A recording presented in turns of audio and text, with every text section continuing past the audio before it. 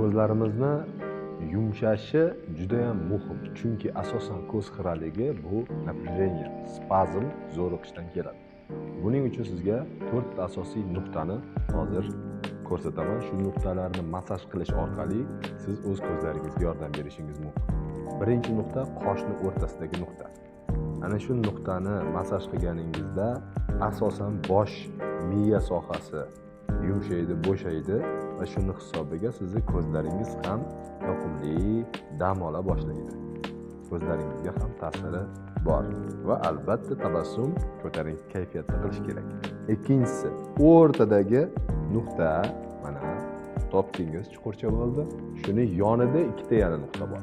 Ana shuni massaj qilish orqali siz boshingizni orqa tarafida ma'lumotlar qabul qilishi uchun qulay sharoitlar qilishni boshlaysiz.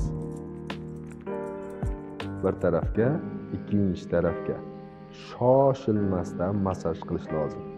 O'rtadagi nuqta bu juda ham foydali nuqtalardan biri bo'lib, ko'zingizni tiklanishiga eng katta yordam beradigan, quvvat ham ochiladigan nuqtalar.